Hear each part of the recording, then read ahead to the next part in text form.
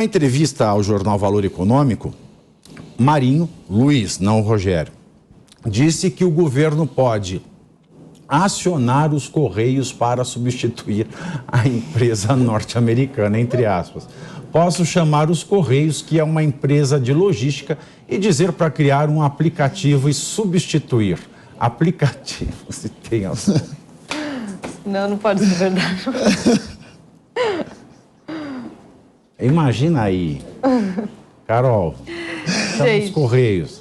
Chama os Correios. Eu vou fazer uma corrida. Eu tô vindo trabalhar, né? Você não chega. Meia hora antes. Você não chega. Não, o carro chega depois que já saiu a homologação da sua dispensa pelo sindicato, né?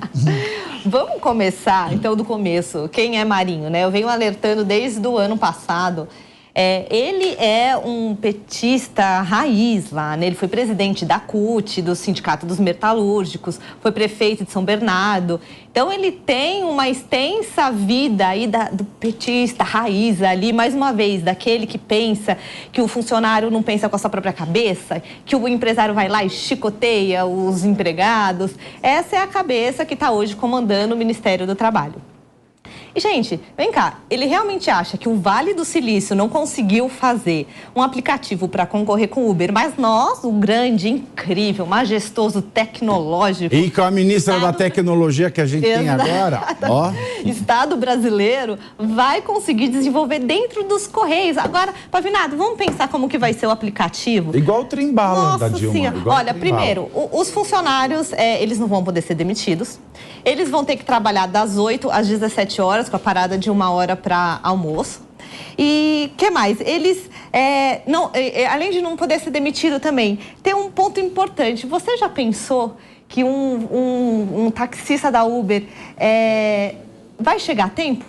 No compromisso que você tem? Não vai chegar a tempo nunca. Então, gente, não vamos baixar esse aplicativo, é um absurdo. Eu fui atrás... E eles não recebem cartão de crédito. Exatamente. Tá? Eles não recebem no cartão de crédito. Eu fui atrás para ver o rosto dele, para ver se ele estava tirando um sarro, falando aquilo. Mas parece que ele realmente vive há 200 anos atrás, não é possível. Eu acho que ele falou com a ministra da Tecnologia.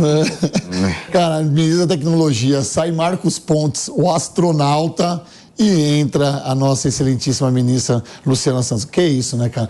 Posso fazer uma correção aqui, Pavinato? Na pauta anterior, eu falei que o Haddad falava mal do Lula, quando na verdade eu quis dizer de fato o Alckmin. Mas a internet... mas a internet está me bombardeando aqui. Enfim, quantas famílias vão perder os empregos? Quantas pessoas sobrevivem hoje trabalhando como Uber? Quantas pessoas estão nos assistindo agora trabalhando lá, fazendo uma corrida entre uma corrida e outra, no seu celularzinho ali, fazendo? O cara, para abrir a boca e falar isso, mostra o quanto ele está despreparado para assumir uma pasta tão importante como essa do trabalho. É inacreditável. Cada vez que a gente vem aqui noticiar uma coisa, é um ministro falando uma barbárie, é um ministro falando uma besteira dessa. É inacreditável a gente ter um ministro do trabalho que abre a boca para falar que os Correios pode suprir a necessidade que terá no Uber. É o que se espera, né, do Luiz Marinho, né? A Carola passou. Não, foi uma síntese total, perfil total. Ideológico dele. Parabéns por trazer pra gente o histórico dele. Quer fazer alguma consideração sobre isso? Eu aposto com vocês que o Uber não sai do Brasil. Eu também acho. Eu aposto que no capitalismo não se rasga dinheiro. Uma das principais operações do Uber no planeta é o Brasil. Mas o Uber Eats já, né? Uber Eats, porque o Brasil tem um aplicativo nacional maravilhoso, que é bom, que é o iFood. Que é uma potência, né? Então é quem chega primeiro nesse mercado. Tanto é que o Cabify entrou... É quem sabe sustentar nesse mercado. Não conseguiu, soube sustentar, mas o Uber, ele ganhou o gosto popular. Então, o que acontece? Outras empresas entraram e não conseguiram sucesso. O que eu imagino que vai acontecer é o caminho do meio aí. A virtude está no meio. Lembrando dos antigos filósofos, vai se encontrar uma saída, não do jeito que a Carol colocou, que olha, o sujeito vai ter o horário definido, o registro em carteira, tudo mais, e não também da forma que é hoje, achando que esse cara também é simplesmente um microempreendedor individual, sem nenhum tipo de garantia. Vai ter que ser criada uma nova legislação, é uma realidade diferente, é uma realidade que se impõe, não é uma coisa que alguém colocou. Isso é o que acontece. Quando houve uma reforma eleitoral em 2010, não se imaginou que ia ser criado um aplicativo chamado Twitter. Isso acabou que foi utilizado nas eleições, não tinha norma. A mesma coisa, trazendo para a questão econômica, o Uber, ele existe. Houve toda uma discussão em relação aos taxistas. Criou-se até o táxi black, né? Você lembra disso? Isso, para tentar balancear, porque existia uma resistência. Na cidade de São Paulo, deu briga mesmo, violência física, inclusive. Foi bom, porque os táxis eram um nojo antes do Uber. Sim, porque não havia concorrência. Senhora. E daí, veja só como é que... Ligava a pegar tétano nos táxis. E daí, no direito, e eu digo aqui, o meu colega de faculdade, o Pavinato, o que acontece?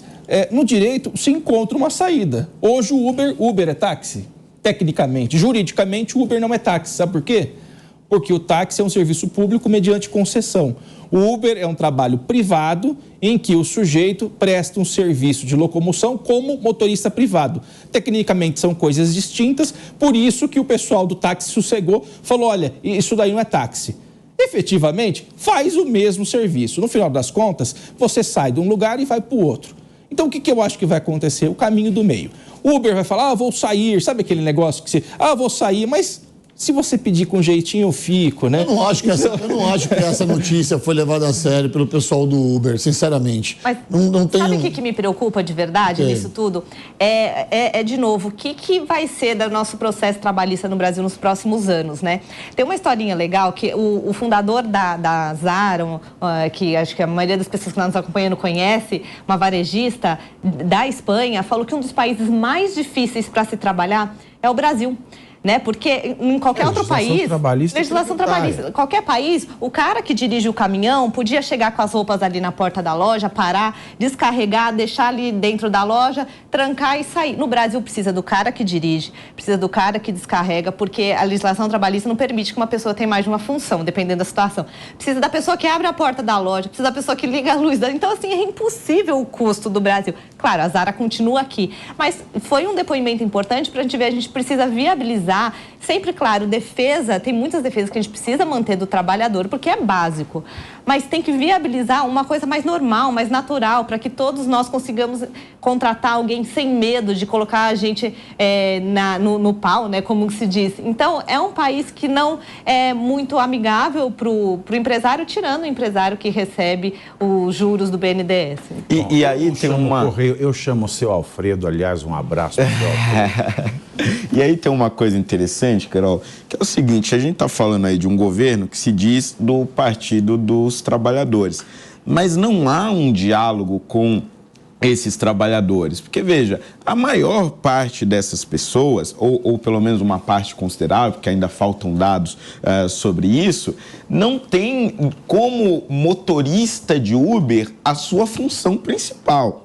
Muitas dessas pessoas utilizam como um complemento à sua renda. E daí a necessidade de flexibilização desse modelo. Se você engessa ele, você vai ter naturalmente uma diminuição de motoristas, porque a Uber, mesmo que continue no Brasil, a Uber e outros aplicativos, mesmo que continuem funcionando, não vão conseguir manter a mesma quantidade de motoristas, não vão conseguir pagar a mesma quantidade de motoristas, mas também boa parte deles vão ter que abandonar essa complementação de renda, porque acaba tendo um emprego no seu horário comercial e ali no contraturno ou somente aos finais de semana, pega o seu carro e vai fazer corridas de Uber. E aquele complemento é essencial para conseguir pagar uma escola particular para o seu filho, ou para conseguir pagar um plano de saúde, ou para conseguir completar as contas no final do mês, seja lá o que for. A gente viu isso muito, inclusive na Câmara Municipal de São Paulo. O Renato citou aqui as discussões que nós tivemos lá no início, quando havia essa dualidade ou essa rivalidade entre táxi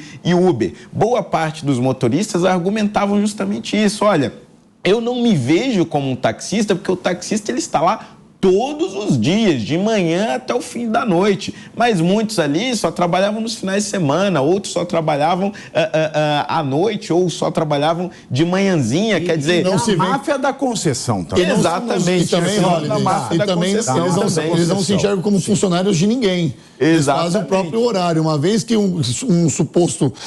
vai que dá certo do Correio, vão ter que usar uniforme, cumprir horário, uma série de normas que os motoristas de Uber não querem. E aí que está está a necessidade de se dialogar com essas pessoas, porque existem também, evidentemente, aqueles que só fazem isso e aqueles que muitas vezes fazem jornadas de 12, 14 horas por dia para conseguir uma renda que consiga, por exemplo, pagar o aluguel do carro que ele está usando para fazer as corridas. Como é que fica a situação desse cara? Vai ter alguma regulamentação nesse sentido? Então, assim, é preciso diálogo, mas o que está se havendo, o que está vindo por parte desse governo é uma tentativa de impor uma regulamentação como se fosse uma briga do governo com a empresa. Mas não é assim, não.